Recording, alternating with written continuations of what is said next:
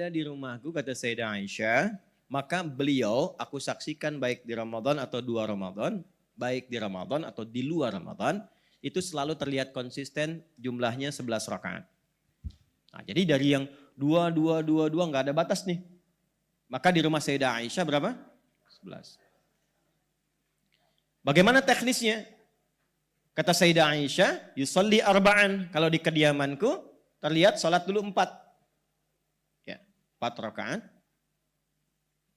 La tas'al an husnihinna wa tulihinna. Tapi jangan tanya ya, bagaimana panjang dan bagusnya. Ya, cukup tahu aja 4 gitu.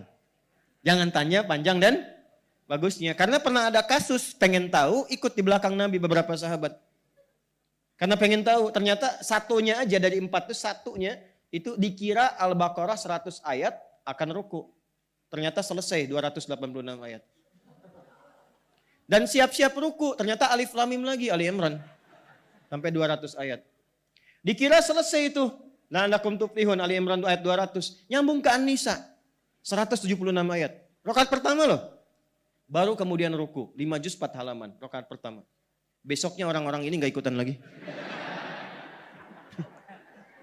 Betul.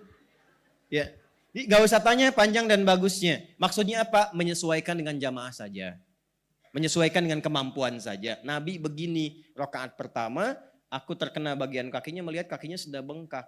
Saat salam aku tanya, ya Rasulullah kenapa harus seperti ini? Kama qalat, alam takun madmunan, alam takun ma'suma, bukankah engkau dijamin masuk surga, dijaga dari salah? Apa jawabnya? Afala akunu abdan syakura. Dari semua nikmat itu apa enggak boleh aku syukuri dengan memperbanyak sholat? Nabi, 1 rakaat kaki bengkak. Anda, saya, kita, rakaat pertama mata bengkak. Ya. Dah? Baik. La tas'al an husnihinna wa tulihinna. Semampu kita, tapi yang nyaman, yang enak, yang tenang. Teruskan. Thumma yusalli arba'an. Kemudian salat lagi 4. La tas'al an tulihinna wa husnihinna. Jangan tanya lagi panjang dan bagusnya. Thumma yusalli 3. Baru 3 rakaat. 4 tambah 4 tambah 3 berapa? 11.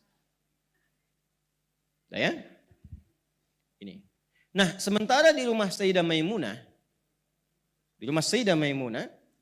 ketika Ibnu Abbas radhiyallahu taala anhuma menginap di rumah beliau ini karena ingin melihat kebiasaan bangun tidurnya Nabi di malam hari.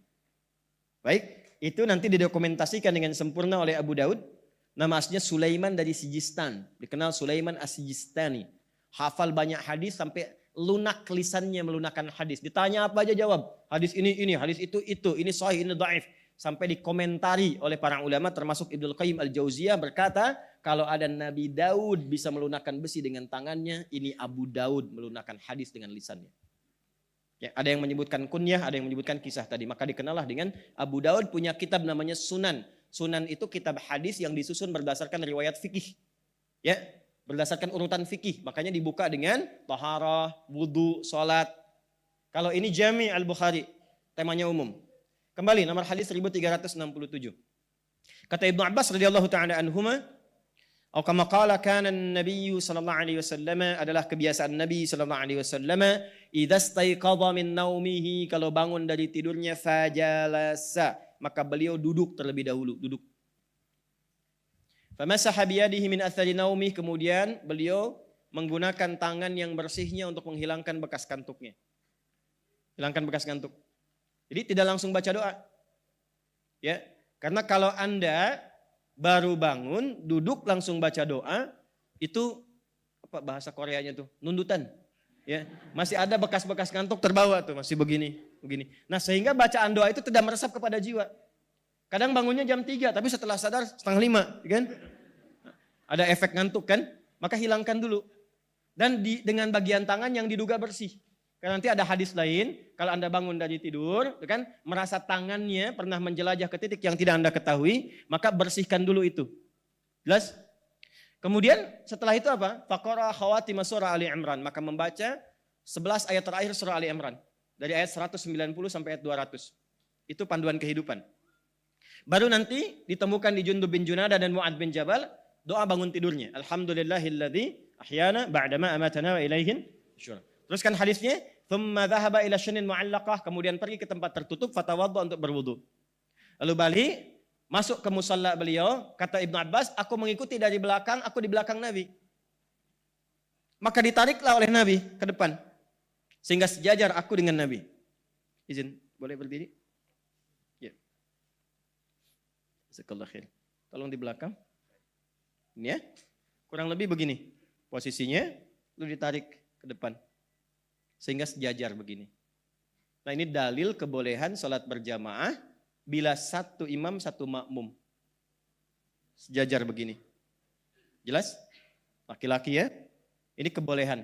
Jadi boleh dengan seperti ini posisinya bila. Lihat lagi hadisnya dengan sempurna. Bila dikhawatirkan makmum dalam kondisi yang harus kita jaga. Seperti masih anak-anak. Kan? Seperti dalam kondisi untuk berlatih, memberikan kenyamanan dan sebagainya. Tapi kalau nanti dalam posisi yang biasa atau standar, sudah nyaman, sudah baik, boleh mengambil jarak agak sedikit di samping dengan jarak satu kepalan, agak sedikit ke belakang di sini. Jadi ada dua nanti, boleh sejajar, boleh sebagian di samping begini. Jelas? Silakan kembali. Ini hadisnya banyak pelajaran di sini. Singkatnya apa?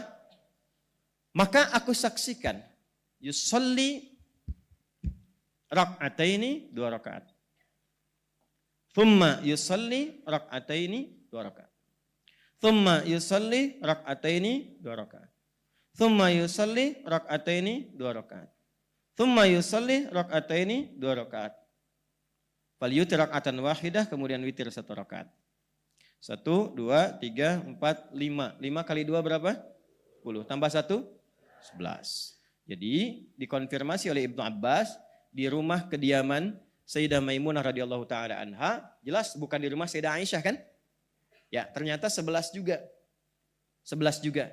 Nanti ada hadis lain di Al-Bukhari, di keterangan Sayyidah Aisyah pernah 13, tapi yang 13 itu 2 terakhirnya adalah ternyata 2 rakaat sebelum fajar.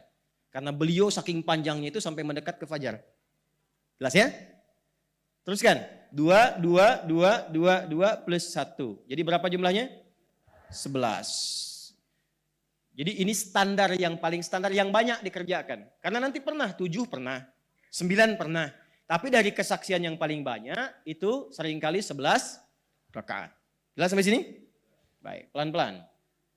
Ini nggak usah banyak tafsir ya. Jadi jangan katakan yang paling benar 4, 4, 3. Yang paling benar 2, 2, 2, 2, 2, 1. Enggak, mau 4, 4, 3 boleh. Karena nggak ada kaitan. Apakah misalnya MU kemarin menang formasi 4, 4, 3 atau bukan, nggak ada hubungan. Ya, Anda mau 4-4-3 boleh, mau 2-2-2 ujungnya 1 boleh. Baik, standarnya berapa? 11. Ini dulu. Pelan-pelan, pelan-pelan. Tapi 1 rakaatnya berapa lama? 5 juz 4 halaman kan? Jadi kalau sunnah jangan tanggung. Ya, ini udah 11 yang dibaca cool semua.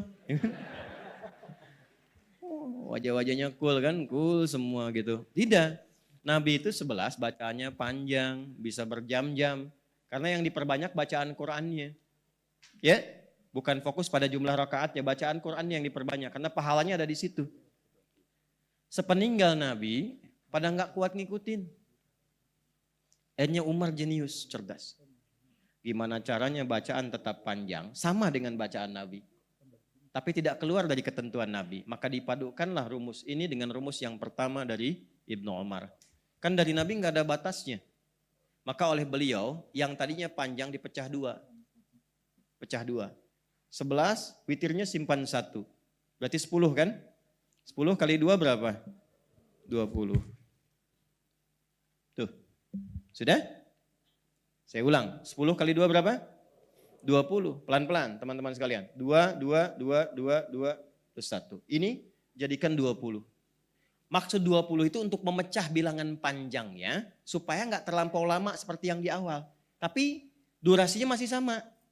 Tapi berdirinya nggak terlalu lama. Sehingga merasa nyaman dengan itu.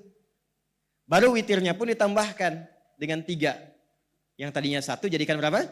3. Dipecah lagi kan panjang lagi walaupun 1 rakaat. Bagi 3. Maka 20 plus 3 jadi berapa? Nah inilah kemudian rakaat yang juga viral di 23 rakaat. Jadi ada sanadnya juga. Ya, jangan Anda katakan bid'ah. Masa menuduh Umar bid'ah? Dan jangan katakan ikut Umar, ikut Nabi. Saya nggak ikut Anda. Gitu, karena nggak mungkin Umar menyalahi Nabi. Kan Khulafa'i Rasyidin Mahdiin yang diberi petunjuk oleh Nabi. Umar tuh berijtihad supaya bacaannya sama dengan Nabi. Tapi cara pelaksanaan nggak melanggar ketentuan Nabi. Maka dipadukan dua hadis. Silahkan 23. Ya, tapi juga disamakan ya jumlah bacaan durasinya. Jangan cepat-cepat juga. Makanya sangat agak aneh. Kalau ada yang 11 rakaat 1 jam, yang 23 5 menit. Assalamualaikum. Ya, itu sudah pasti berbeda dengan ketentuan hadis. Berbeda, spiritnya beda, motivasinya beda. Ya, Anda kan belum tahu aja ilmunya. Ya udahlah terserah Anda. Ya, bukan, ilmu itu kan diatur dengan sanad. Kalau semua orang kreativitas ya semua punya versinya masing-masing. Harus ada standar, makanya kata Imam Muslim, babul isnad minad-din. Sanad itu bagian dari agama. Benar belajar, benar ibadahnya. Salah belajar, salah praktek ibadahnya. Paham? Ya, jangan dipotong video saya ya, dari awal sampai akhir tuh. Dah, satu itu. Jadi kalau mau 11 silahkan. Mau 23 silahkan. Ya, di Mekah 23, di Madinah 23, bahkan ada sahabat yang 39. Tapi semangatnya apa? Mengikuti jejak Nabi. Ya, jadi jangan juga yang kemudian yang 11 pun banyak didiskon ayatnya. Saya masih ingat sampai sekarang, berbekas betul itu. 97 saya masuk pesantren di Garut. Itu Ramadan. Imamnya kakak kelas tingkat paling tinggi kelas 6. Tingkat paling tinggi, saya baru masuk kelas 1. Alam pertama. Bacanya 6 harokat lagi. 6 harokat yang Al-Fatihah itu. Ya, 6 harokat itu yang 3 detik ya. Bismillahirrahmanirrahim. Sudah sampai waladhdallin, selesai. Yasin. Waduh celaka saya bilangnya. Saya santri pertama datang, udah dapat Yasin. Tapi memang nikmat malam itu. Allahu Akbar. Jadi dia cuma Yasinnya aja, Yasin. Allahu Akbar. Maksud saya nggak begitu-gitu juga kali gitu kan. Ya yang standar bacanya yang enak-enak. Nyaman? Jelas? Oke.